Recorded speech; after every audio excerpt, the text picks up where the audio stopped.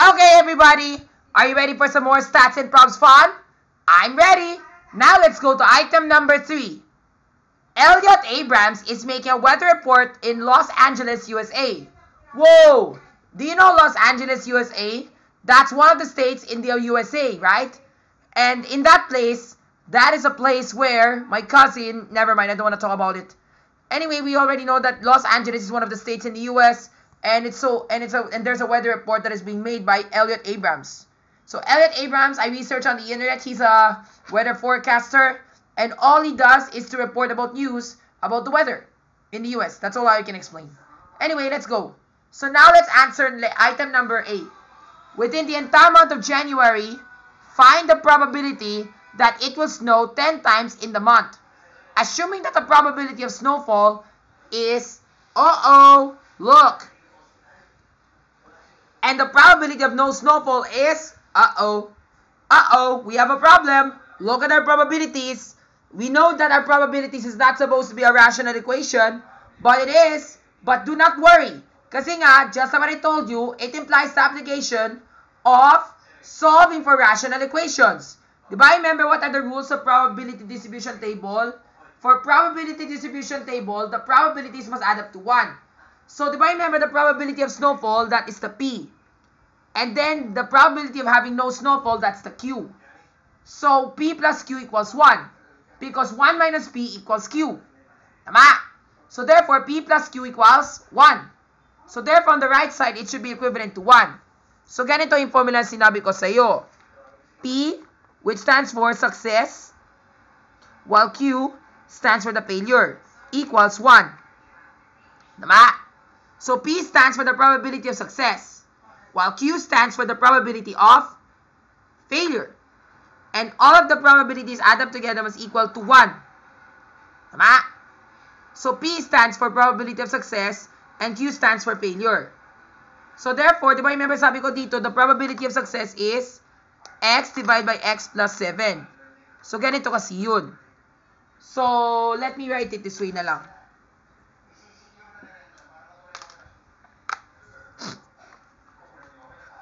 X divided by x plus 7. This stands for the probability of success. And then, kailangan dapat ito ay plus. Kasi nga, that's probability distribution table. And then, this is the probability of failure. 7, 2x minus 6. And then, equals 1. Diba? Kailangan namin na ang probabilities ay may ito at saka ito ay mag-sum up to 1. So, hey, does this remind you of something? It does to me. Because you know what time it is, guys. It's time to solve for rational equations. Yay! So, you know already what to do. First, let's identify what the LCD is. So, the LCD is x plus 7 plus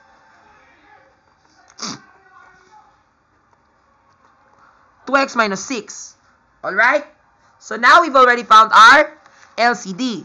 So, x plus 7, 2x minus 6. Okay? So, now we need to solve. This becomes negative 42. Diba? This becomes negative 6x. This becomes positive 14x. And this becomes 2x squared. Tama? Now, we add this up all together. 2x squared. This becomes positive 8x. This becomes negative 42. Tama?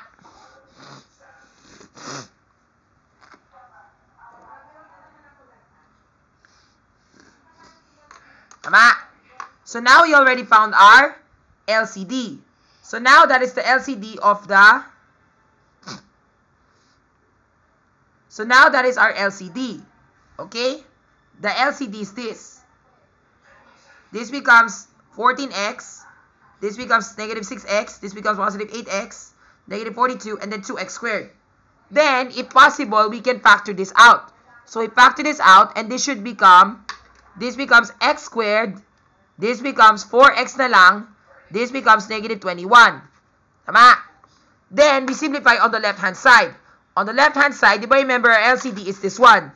X plus 7 times 2x plus 6. So, in this scenario, we have the x plus 7. They cancel out. So, therefore, we have 2x minus 6. Di ba remember ganito siya? X plus 7. Di ba remember we multiply the LCD, x plus 7. And then 2x minus 6, di ba? this one will cancel. Tama? So you're just left with 2x times x, which will give you 2x squared. Tama? And then negative 6 minus negative x times x becomes negative 6x. After all, we can still factor this out. So this will become x squared minus 3x. Or we can even factor out another x. So it becomes x minus 3. Okay? Now, on this side, we have 7 times 2x minus 6. Now, we multiply it by the LCD, which is 2x minus 6. And then we multiply it by x plus 7. The 2x minus 6 cancels. And then we have 7x plus 49. Tama? So, therefore, this will be our equation. X minus 3 plus 7x plus 49 equals x squared plus 4x minus 21. Now, this is what we're going to do. First, we need to combine like terms on the left side. So, let's get the constant first. Of course, this will become 46, diba? And then we get the numbers. X plus 7x. This becomes 8x, diba? So, therefore, we have equals 8x squared plus 4x minus 21. Now, we need to shift them to the other side. Alright? So, in here, we minus 8x, and then we minus 8x here. On the other hand, we minus 46.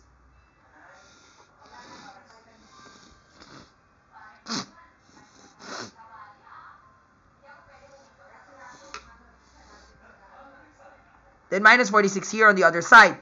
So, therefore, we have x squared minus 4x. And then this becomes negative 67. Tama ba? Wait. Mali ako sa solution ko. I don't think that's the right answer. Kasi po, I noticed talaga that's not the right answer kasi eh. Teka lang, wait lang ah. I do not know what's the problem here. Sige, let's try again. Let's try again. Kasi nga, diba, remember, this is what I did, diba? So, we have the x plus 7 and the x plus 7, they cancel out on this side. And then we just do x times 2x to give us 2x squared. And then x times 6 to give us 6x. Tama? So, that's exactly what happens on the left-hand side. Tapos, on the center stage, diba, remember, we have this one. We have the ano on the right side. On the right-hand side, the 2x minus 6 cancels. And then, diba, remember, we have x plus 7 times 7. 7 times x to give you 7x. And then the 7 times 7 to give you 49. Tama? So now when we do this all together, the answer that we should get is this one. Then on the right side, we have x squared plus 4x minus 21. So now all we have to do is to combine like terms. So 6x plus 7x equals, that's supposed to be ano to?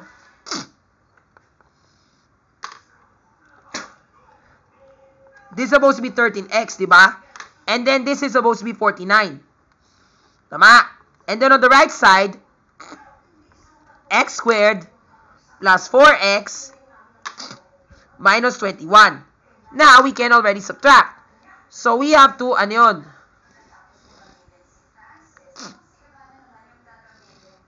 Subtract 1x on both sides. Minus x, 1x squared. And then this one, we minus 4x on both sides. This one, we minus 4x here. Tapos, plus 21 here. Tapos, plus 21 there. This is supposed to be like this, diba? We're supposed to get, ano to? X squared minus 9x 70. Alright? Now, here's the moment of truth. Remember this x squared, we're now stuck with the quadratic equation. Now, what two numbers can multiply together that give you positive 70 and that add to give you negative 9? So, we make the cross, diba? So, you have positive 70 and we also negative 9. So, you have 7 and 10, diba? Because 7 and 10 makes 70, diba? Pero what you call is, I think that's not the right answer. Tama ba? Ah, that's supposed to be positive 9 pala. That's positive. So, kailangan dapat positive. Okay? So, let's try 14 and 5. 14 times 5 to give you 70. Tama? And then, we need to get both sides. So, positive. Diba? Negative. Ano ba? Di malabo Kasi nga what you hold is, kailangan namin, diba, positive. So, 14 times 5 to give you positive 70. Pero that 9, that's not even the right answer. But actually, I do not know what's the correct answer Kasi nga dapat I'm supposed to get 13 kasi nga the problem is I factored out. So, kailangan ko dapat, hindi pwede ako mag-factor out. So, di ba remember this one? This simplifies to 13x. So, 2x squared, this becomes 13x. Then, this becomes 49. Tama? On the right-hand side, this becomes 2x squared plus 8x minus 42. Now, all you have to do is to subtract. So we subtract both sides by 2x squared. Then, here by 2x squared, this one cancels. This one cancels. So, now we're just left is 13x plus 49 is equivalent to 8x minus 42. Tama? So, you drop the 8 onto one side. So, therefore, this 8 will be moved here. Minus 8. This becomes, ano to? 5x plus 49 equals negative 42. Diba?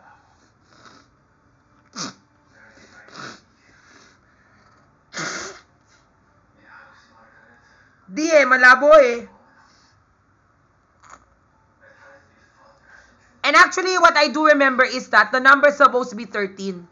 Kasi as far as you can remember, for the number here, we're supposed to get 13 here on both sides. Because 13 plus 7... Wait! I think I get what's the problem. The problem is that, ano to? That's supposed to be, ano to, negative. Kasi po, diba remember, 2x times 13. Kasi as far as you can remember, I'm supposed to get 13 here. 2 times 13 to give you, ano to? Tama ba? 2 times 13 to give you 26. Tapos minus 6 to give you 20.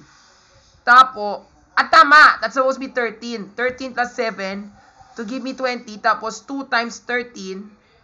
Tama, that's supposed to be the correct answer. The answer is supposed to be 13. Because 2 times 13 to give me 20.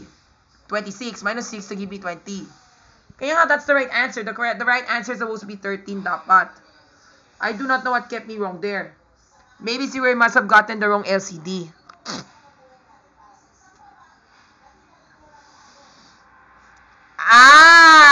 Okay. Maybe siguro gets ko na. Then I try to factor this out. So I can try to solve for the answer. Diba? Pero that's not the right answer kasi nga I was supposed to get other answers. Maybe what you all is I'll try to show you how I solve it in another solution. Maybe I'll try to figure this out and then show you the solution sheet later on. Basta I know talaga that according to my reference solution sheet, the answer is supposed to be 13. Kasi nga diba remember, this is the probability of success. Because 13, then this becomes 13 plus 7. This gives me 13 over 20. On the probability of failure, we have 7. Then this becomes 2 times 13 minus 6, diba? 2 times 13 to give me 26 minus 6 to give me 20. So, tama, that gives me 7 over 20. And then when we sum this up all together, we should get 20 over 20, which is 1. So, tama, the probability of success is 13 over 20, while the Q is 7 over 20. So, yun. So, that's the answer. One time, I'll show you what's the proper solution. Now, let's go to the solution sheet. So, yun nga. Diba, remember that's supposed to be my solution. The numerator is supposed to be 13, diba? So, 13 over 20, and then 7 over 20. So, dapat yun yung sagot. 13 plus 7 to give me 20. 2 times 13 minus 6 to give me 20 did. And then, the probability is supposed to be probability. So, that's supposed to be 0.65 and 0.35. Now, here's the solution sheet. Diba, remember sabi ko dito, find the probability that it will snow 10 times in the months. Assuming that the probability of snowfall is it will snow 10 times. So, ganito kasi yun. Diba, remember the formula, NCR? So, therefore, that's supposed to be 31. How many days are in the month of January? There are 31. So, 31C 10 times. What's the probability of success? The probability of success is 0.65 raised to the 10th power times 0.25 raised to the 31st power. 21st power, di ba? So, yan, di ba? And this is supposed to be their answer. 0.016. Then, for letter B, what's the question? The question is, based on letter A, find the probability that it will snow at least 20 times within the month. That means more than 20 times up to 31. So, this one, we have to formulate a probability distribution table. So, ganito kasi yung solution sheet ko, di ba?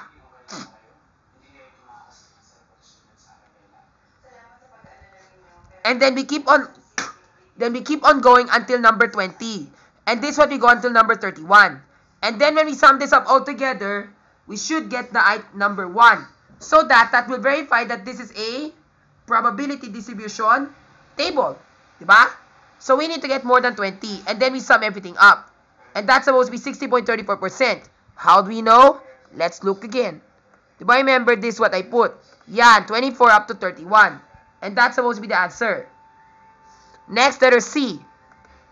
Same as letter A again, but if it will last up to February, find the probability that there will be snowfall for 40 days. Yan, so hanggang February. Diba, remember, let's say for example, the snowfall will last until February. So how many days are there in February? 28, unless there's a leap year. But let's just assume that this is an ordinary year. So this will be 40 days. This will be 28 plus 31 to give me 59 days. Diba? And there should be snow within 40 days. So find the probability for it to happen. So yun yung solution sheet ko. 59C40 times the probability of success, which is 65% raised to the 40th power, times 35% raised to the 19th power. And this is what the probability you should get. 9.98%. That's it. And then for letter D, this one is the tricky part. Solving for the mean, the variance, and the standard deviation.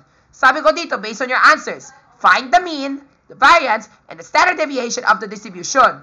Formulate the histogram for more details. So what is the mean? Diba, remember the mean is, ano yun? The mean stands for the mean. Diba? So this is what you're going to do. You're going to formulate the probability distribution table that looks like this. And it will last up to the number 59. Tama? And then this one, we have to solve for the mean. And then the variance, diba? So to solve for the mean, it's the two probabilities being multiplied together. Diba? And then for the variance, it's x minus the mean, then times the then squaring it. Then after squaring it, you multiply that with the corresponding probability. So what is our mean? Our mean is right here, diba? Which is at the 286. Yun na yung mean namin when we sum everything up. Diba? Then raise to the square, then times the 285. Which times this one, the probability. And you should get this answer. Then we sum everything up to get the variance. Ganito siya, diba? So our mean is 38.35. And our variance is, siguro let's write this down para hindi tayo malilimutin. So, the mean, what is the mean? The mean is 38.35. The variance is 13.4225. Let's see if we get a match. Kasi nga recently, there's another formula that you can use to solve for the mean and for the variance. The mean, to get the mean, is always the n, which stands for the number of trials, times the p, which stands for the probability of success. While the variance is this one times the q, to get the variance. Let's see if this works. So, diba, remember, we get the mean and the variance. That's the long cut way that I'm doing there. So, in the shortcut way, diba, remember, G281, that is the probability of success. Then times the number of trials, which is 59. And that is our mean, 38.35. Did we get it right? Yes, we got it right. And for the variance, it's the mean times the q. So, we multiply that the failure times the mean. Did we get the 13.42.25? Yes, very good. And then the standard deviation is very easy. Just take the square root of your variance and then you're good to go. Then to make the histogram, I made a histogram right over here to explain further more about the concept. So if you want to see my histogram, it's right over here. Ito yung histogram na ginawa ko. So therefore, look, it's more likely to be a normal distribution table. So it will most likely to be snowing within 30 to 31 days up to the 39th to 40th day. So if we look at the histogram, parang siyang normal distribution. So therefore, the mean for number of snowfall that will come within January will be 39, 38, 40 times. That is the expected mean. Diba? So yan, diba? That is exactly how the histogram will go. And that is my conclusion. My conclusion is it's like a normal distribution table. Diba? So that's why nga sabi ko, kailangan tayo magawa tayo ng histogram para we can show the proof or the verification to see what we can conclude about the graph. Alright? Next, let's go to number 40. Let's go to letter F. E. Pala.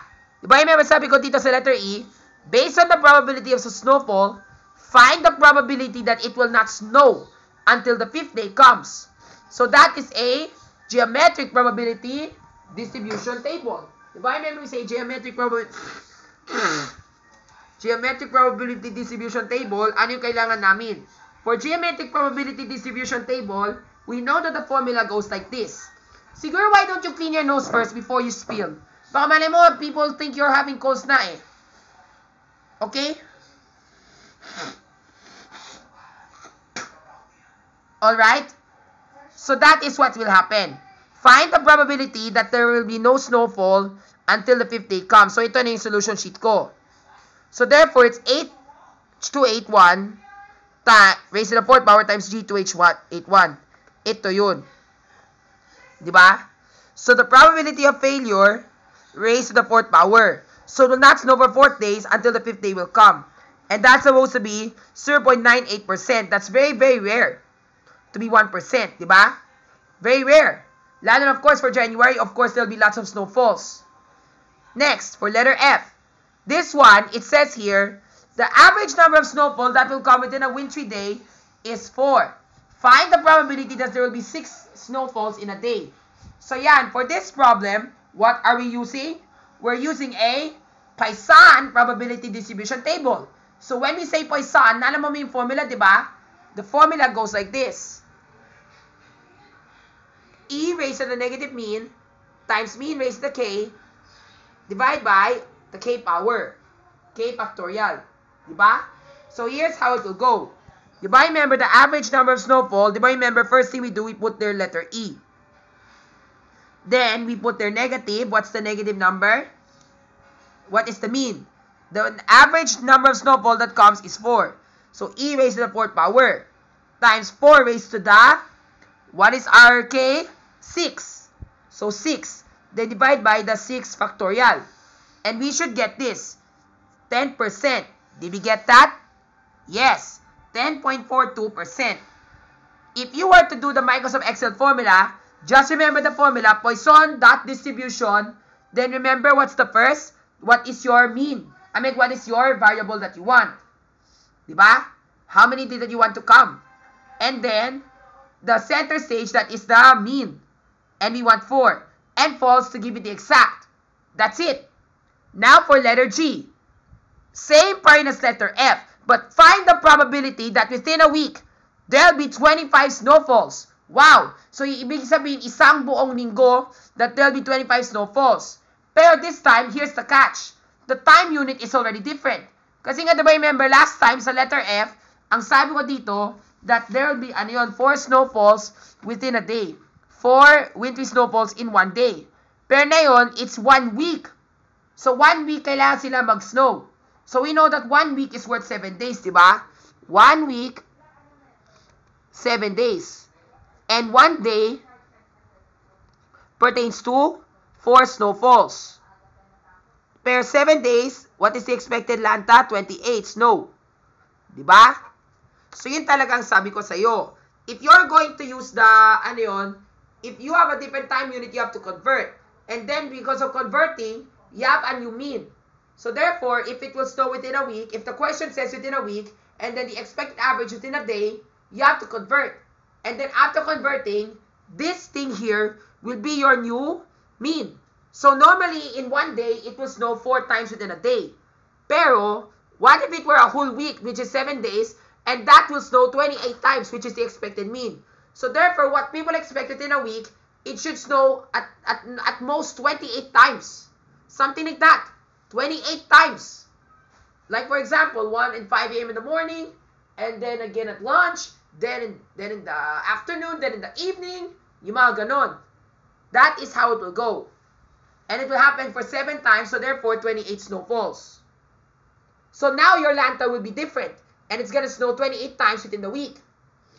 Now going back to the Excel. So you know already what to do. Diba? Remember, our E there is 28. Diba? And this will be 28. Pero what's the question? It says 25. It will snow 25 times. So we have our new lantern, which is 25. Did we get it right?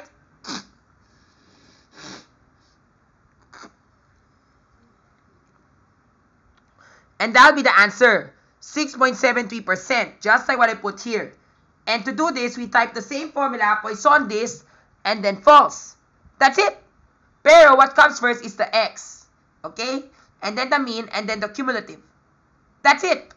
And now we're done with letter number 43. Never mind if I still can't find the right answer, but I do know that the answer for letter X is 13. Now let's go to number 44. Here's the item for 5-4. Here's the question.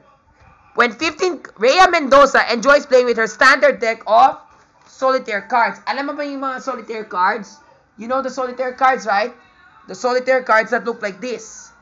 These are solitaire cards. Tama? So it says here, Rhea enjoys playing with her standard deck of solitaire cards. So let's answer the following questions. Letter A. When 15 cards are being selected and then returned back to the deck, find the probability that she will get an ace or black 5 10 times. So now here's the demonstration. So diba remember, this is what we're going to do. This A, probability distribution table for binomial experiment. Kasi nga there are independent events that can be replaced. So whenever you select a card, it will be returned back again. But normally when you play card games like this, whatever card has already been selected, you cannot repeat that anymore. But let's just assume this can be allowed. Okay? So she will get an ace or black 5 10 times. So where are the ace cards? Do I remember there are 4 ace cards? We have the ace of spades. We have the ace of clubs. We have the ace of the diamonds. Where are they? The ace of diamonds. And the ace of the hearts. Tama? So yun yung mga aces namin. So 4 out of the 52. Now, sabi ko dito, you get a black 5. Where are the 5s? Diba remember, we have a black 5, which is the 5 of spades. Right over here. And then, we also have a 5 of clubs. Where's the 5 of... Where's the 5 of clubs? Ganito kasi yun. Right here. Diba? So, there are 2 black 5s and 4 aces. So, that's 6 over 52. And then, we applied the binomial formula experiment. NCK times probability of success, which is 6 out of 52 raised to the k power times the 1 minus p, which is 46 over 52 raised to the 5th power. Just like that. Let's see if I get the solution sheet right. Yes. So 15C10 and then 6 over 52, which stands for the probability of success for getting blue 5s or all the aces raised to the 10th power, and then 46 over 52 raised to the 5th power. That's it, di ba? And then here's my solution sheet that I've done. 15C10, 652, and 4622. Then product to give you this answer. Yun lang. So the answer matches. The answer is supposed to be, although you can't see it, pero that's supposed to be 0.00006.85, which is a very rare probability for it to happen. So where? Next, letter B. Same as letter A. That the criteria is you select 15 when 15 cards are selected and return to the deck with replacement. And then this time, you will get an even numbered red card or diamond cards. So yan. Di ba remember yung mga red cards? The red cards are right here. Tama? These are your red cards. Let me show you. Please wait a moment because I need to fix something. Alright. So di ba remember ito yung mga red cards namin? So these are your red cards as you can see here. Nasaan yung mga even red cards? The even numbered red cards are here. We have a 2 of hearts. We have a 4 of hearts. A 6 of hearts. An 8 of hearts. And the 10 of hearts. Tama? Now let's go to the diamonds. For the diamonds, we have the 2 of diamonds, the 4 of diamonds, the 6 of diamonds, and the 10 of diamonds. That's it. Tama? Let's look at the match. Yan, di ba? So this time, the even numbered red card, ito yun. Ito yung mga even numbered red cards. Ay, sorry, that's not supposed to be the 1. That's supposed to be 4. Yan, di ba? Or diamond. Pero sabi ko dito, even numbered red cards or diamond cards. So, di ba remember, these are the red cards, di ba? The even numbered red cards. Pero sabi ko dito, we need the diamond cards. Pero these are already diamonds. So, we need to add all the other diamonds. Like the ace of diamonds, the 2 of diamonds, the 3 of diamonds, 4 of diamonds, 5 of diamonds, up to the jack of diamonds, queen, and king. Just like that. Diba? So 5, 6, 7, 8, 9. And then where's the ace of diamonds? Ito yun. So now, we count this up all together. We should have 13 diamond cards. And then 5 red even numbered cards of hearts. 2, 4, 6, 8, 10. So sum this up all together, there should be 18.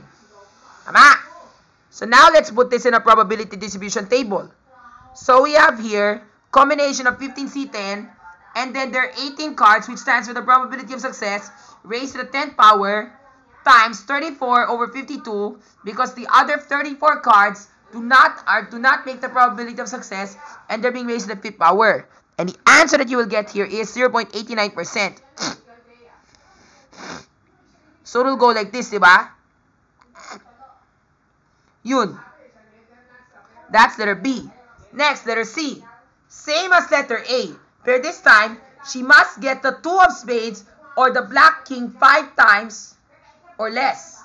Ayan. So diba remember this time, this is a geometric probability distribution table. So when we say geometric probability distribution table, a geometric probability distribution table stands for that you want to get the satisfaction on exactly on the trial itself.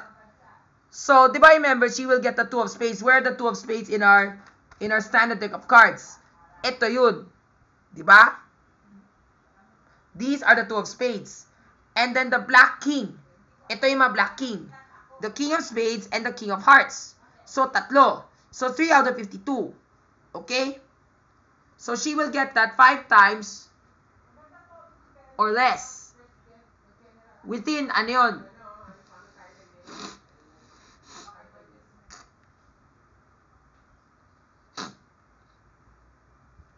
Five times or less. Ibig sabihin, 5 times exactly or less than 5 times. Diba? So, how do we calculate that probability? So, this is what I did. First, ito na yung nangyari. Diba remember, the black king is like this.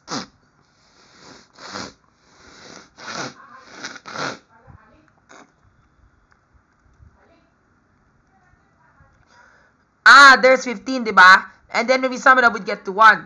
And then this one, this is combine 15C0. Then 3 out of 52, that stands for the 3 cards that we want to get. And then this one, 15. So, yan. And then we're supposed to get this, diba? So, yan. Parang siyang konti. And then the rest are all very rare na. So, tama. That will be less. And therefore, when we sum this up all together, wow! That's almost equivalent to 1. So, therefore, within that trial, within 15 trials, we might get lucky enough to get this one. Diba? So, yan. And that's exactly the answer. Next, letter D. Based on your answers, find the mean, the variance, and the standard deviation. Make the histogram to draw the conclusion.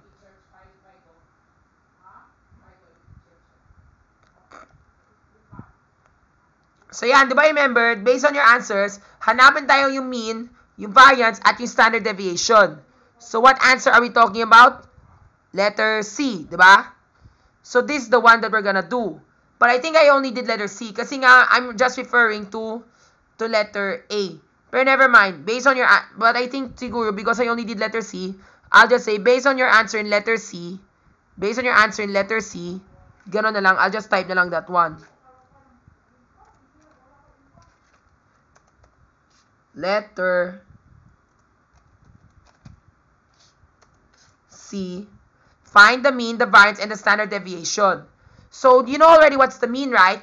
The mean, the formula is N times P. So, we have 15 trials and then times the probability of success, which is 3 out of 52. Tama? So, this is what we're gonna do. 15 times 3 over 52. And then the variance is the mean times the Q. Times 49 over 52. So, if we do this, remember this is what we're gonna do. The probability is like this. And to get the mean, we do the product of the random variable x times the corresponding probability. Then we sum this up all together to get 0.865. Yun ang mean. Tama? And then the variance is, remember the formula, the complex step.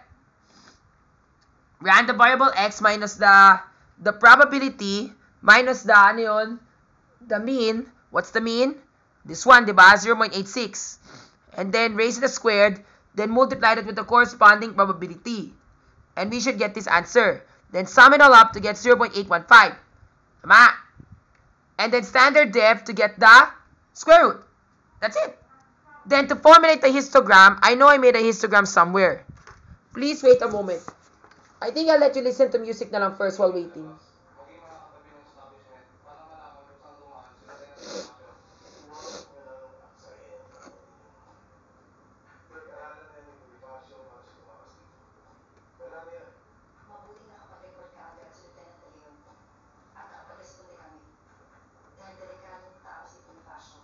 Okay, there's our histogram. So, I found it already.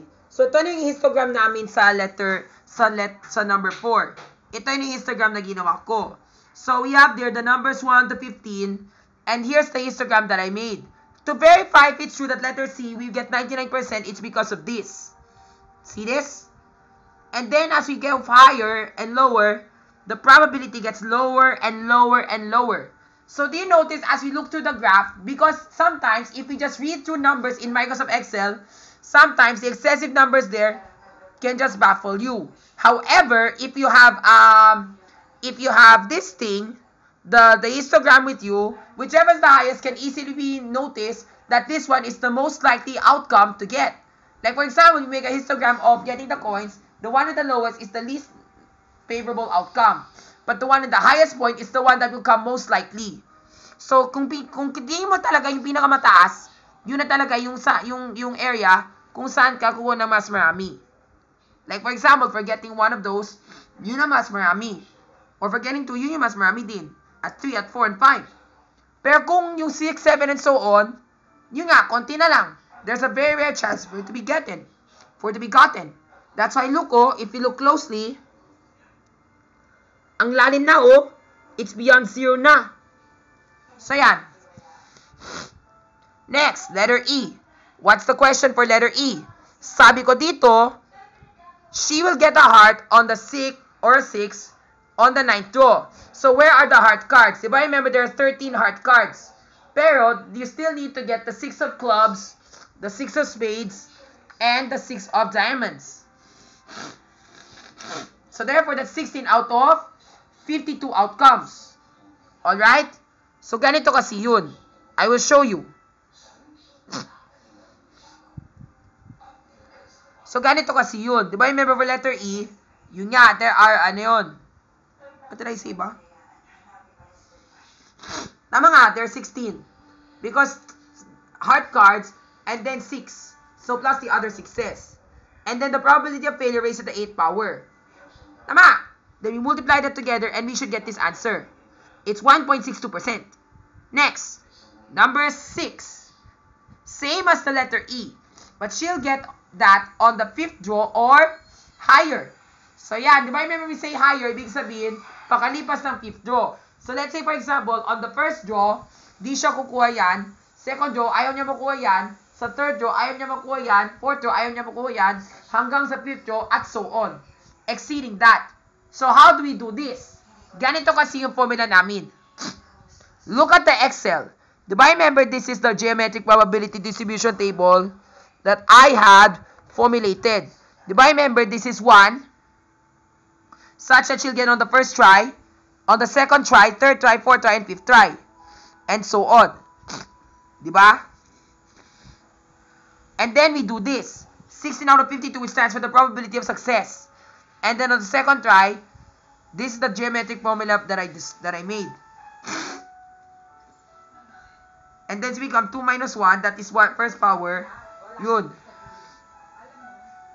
And then 3 minus 1, which is 2. Then 4. Then 5. And so on.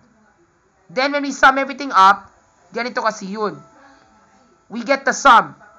And then that's supposed to be our answer. Pero we want the one that is higher. So therefore, it's 1 minus the sum. Yan. Because diba remember, ganito kasi yun. We sum everything up from 1 up to 5. And that's the probability that we will get within 5 trials. 5 trials, exactly 5 trials or less. Pero we want exceeding 5 trials. So therefore, we need to subtract that from 1. Bakit from 1? Remember that all probabilities under the distribution table must sum up to 1. Even if we keep going farther, it will still be 1. It's so asymptotic. So it's going to be 1 minus the sum. So yun nga. Almost done. And the answer is 15.90%. Last two numbers. Letter G. In a game of Klondike, find the probability that the aces are depicted in the start of a gameplay. Diba remember sa solitaire, sa gameplay, there are 7 cards facing up. And then our goal is to get the aces. So, diba remember this one's very easy. And I remember when I was a kid, I used to do this. So that one implies a hypergeometric probability distribution table, diba? So 4, that means there are 4 aces. 4C, 0. Then the 48 cards are not aces, diba? So yan. And so on. And then we sum everything up to get 1. And then we sum everything up from 1 to 4, and that should be the answer. There's a 44.96% chance of getting the aces depicted in the start of the gameplay. And last but not least, for letter H, ito na yun. But when she plays for 10 games, find the probability that half of them will contain a gameplay that she wants. Ibig sabihin, the one that she wants, which is the aces being shown at the start. So therefore, yun nga, 5 of them out of 10 games will have the aces. So yun nga, so this is how we're gonna do it. So yun na yung solution. 10C5, and then this is the first one, di ba?